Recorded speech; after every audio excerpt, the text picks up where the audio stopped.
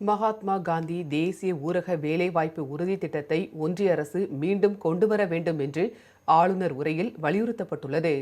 2026ஆம் ஆண்டுக்கான சட்டப்பேரவையின் முதல் கூட்டத்தொடர் உரையை படிக்காமல் இந்த ஆண்டும் ஆளுநர் RN ரவி வெளியேறியதால் சற்று நேரம் சலசலப்பு ஏற்பட்டது.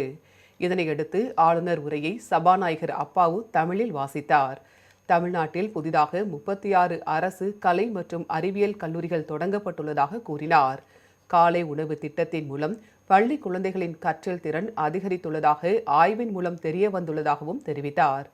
VPG ராம்ஜி திட்டம் மூலமாக தமிழ்நாட்டிற்கு 5000 கோடி ரூபாய் செலவாகும் என்றும் மகாத்மா காந்தி தேசிய ஊரக வேலைவாய்ப்பு உறுதி திட்டத்தை ஒன்றிய அரசு மீண்டும் கொண்டுவர வேண்டும் என்றும் கூறினார்.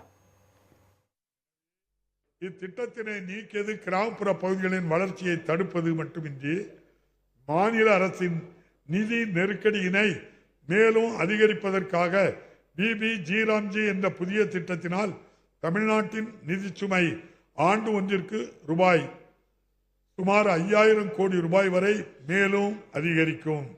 ஏற்கனவே பல்வேறு ஒன்றிய அரசின் திட்டங்களுக்கு மாநில அரசின் பங்கு தொகையை அதிகரித்ததின் வாயிலாக மாநில அரசின் திட்டங்கள் எதனையும் முறையாக நடைமுறைப்படுத்த இயலாமல் நெருக்கடி தரும் ஒன்றிய அரசின் காழ்ப்புணர்ச்சியின் ஒரு அங்கமாகவே இப்புதிய திட்டத்தினை கருத வேண்டியுள்ளது.